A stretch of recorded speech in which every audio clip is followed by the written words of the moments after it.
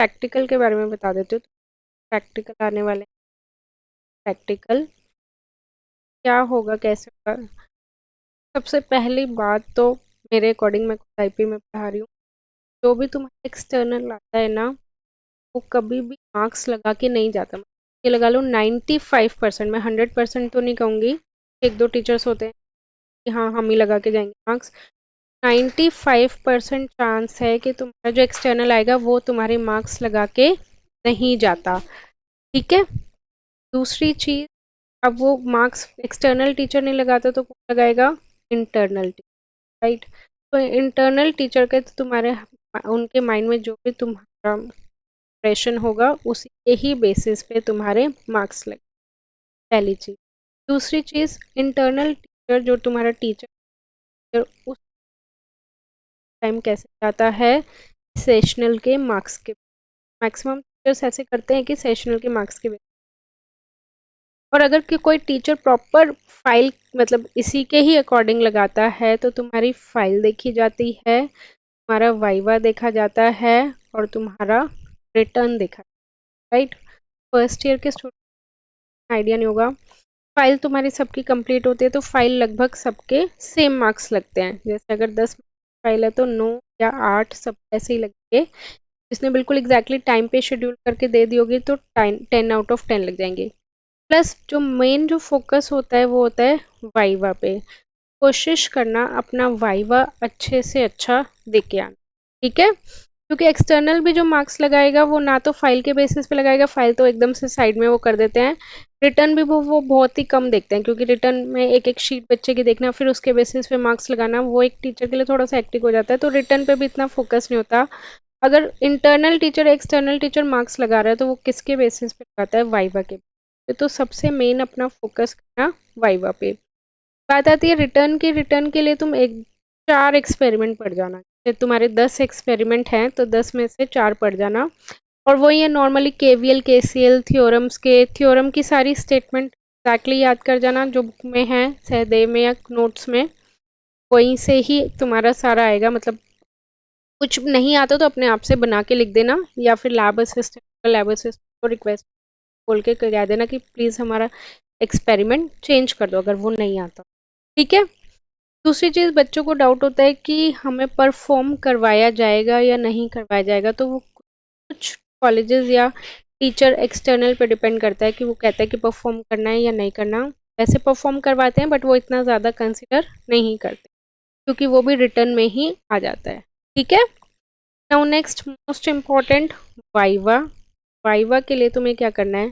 तुम्हें पता है कि तुम्हारे पास 4 यूनिट है, सिलेबस के अकॉर्डिंग 4 यूनिट है, 1 2 3। तो जनरली जैसे जब मैं वाइवा लेने जाती थी तो बच्चों से पूछती थी कि बताओ क्या पढ़ के आए हो। तुमसे भी ये पूछा जाएगा बताओ क्या पढ़ के आए हो। तो तुम अपने माइंड में अपने दिमाग में सोच लेना कि हम 2 यूनिट पढ़ के जाएंगे जो तुम्हें अच्छे से, यूनिट 1 2 यूनिट 3 4 या यूनिट जो भी है। मैक्सिमम बच्चों को यूनिट 1 और 2 ही आती होगी। थर्ड में मशीन है, मशीन में बच्चे अटक जाते हैं। फोर्थ में ट्रांसफॉर्मर और मेजरिंग इंस्ट्रूमेंट, वहां भी अटक जाते हैं। अगर ये आती है तो अच्छी बात है, बट 2 यूनिट में कह रही हूँ ऐसे अच्छे से प्रिपेयर करके जाना कि कोई भी एक्सटर्नल तुमसे कोई क्वेश्चन पूछे तो तुम उसको फटाफट आंसर कर दो, ओके। अब नाउ तो क्वेश्चन इज कि मैक्सिमम बच्चे 2 ही यूनिट कहेंगे, that is unit 1 and unit 2। तो इनमें से क्या क्या वाइवा के क्वेश्चन बनते हैं? फर्स्ट थिंग, केवीएल केसीएल की डिफाइन अच्छे से पढ़ जाना, ठीक है, सारी डिफाइंस अच्छे से करके जाना। दूसरी चीज, सारी थ्योरम्स की डिफाइन अच्छे से करके जाना। और एसी सर्किट में तुम्हारे पास क्या आता है? फॉर्म फैक्टर, पीक फैक्टर और power factor, quality factor, resonance की कंडीशन। तो जितने भी ये थ्योरी की चीजें हैं ना वो सारी अच्छे से पढ़ के जाना। तो मेन तुम्हारा फोकस होना चाहिए वाइवा पे। वाइवा के लिए पढ़ोगे तो तुम्हारे कंसेप्ट्स भी अच्छे से क्लियर होंगे और मेन पेपर की भी। उन पे फोकस मत करना, फाइल्स पे, ठीक है। फाइल्स का कुछ इतना ज़्यादा ध्यान नहीं देखते। कोई तुम्हें अच्छी अच्छी हैंडराइटिंग बनाने की ज़रूरत नहीं है, अच्छी अच्छी हैंडराइटिंग में तुम कर रहे हो, सारी वो फाइल्स रद्दी में ही जाती हैं। 1 साल तक यूनिवर्सिटी मतलब कॉलेज में हम लोग रखते हैं, यूनिवर्सिटी के अकॉर्डिंग रिजल्ट आने के बाद हम उससे करते हैं कि रिजल्ट आने के कुछ टाइम बाद, कुछ तो बस ये होना चाहिए कि तुम्हारी फाइल सबमिट होनी चाहिए, फाइल चेक्ड होनी चाहिए इंटरनल टीचर से। ओके, ये नहीं है कि एक्सटर्नल आ रहा है, एक्सटर्नल फाइल देख रहा है तो वो तुम्हारी फाइल चेक ही नहीं है।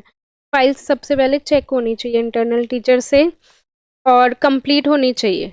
ओके, और जो रिटर्न के लिए है उसके लिए 4 एक्सपेरिमेंट पढ़ लो। कितना टाइम लगेगा एक्सपेरिमेंट पढ़? आधा पौना घंटा मुश्किल से लगेगा ना, क्योंकि अगर तुम्हें कंसेप्ट ऑलरेडी आता है तो। बट मेन जो फोकस करना है वो तुम्हें वाइवा के लिए करना है। ओके, देखो लैब में तुम्हारे 20-20 या 30-30 के ग्रुप्स को बिठाते हैं। ओके, और बोर्ड पे एक्सपेरिमेंट लिखा होता है नंबर वाइज, 4 5 6 7 8, मान लो 8 तक लिख। और जो तुम्हें वो शीट अलॉट करेंगे ना, उन पे एक्सपेरिमेंट नंबर लिखा होता है 1, जैसे हमारी शीट पे आया 2, तो बोर्ड पे जो 2 एक्सपेरिमेंट लिखा है वो तुम्हें लिख। तो इस तरह से हम लोग डिस्ट्रीब्यूट करते हैं, समझ गए? बोर्ड पे हमने लिख दिया एक्सपेरिमेंट का एम और नंबर के साथ लिख दिया, फिर जो हम बच्चों को शीट दे रहे हैं उस पर लिखते हैं और उसके साथ उसका रोल नंबर लिख देते हैं। तो तभी बोल दो सर को या मैम को कि हमारा ये 1 की जगह 4 कर दो, बट कोशिश करना कि 4 में तो तुम्हारा वो नंबर आ ही जाएगा। ठीक है?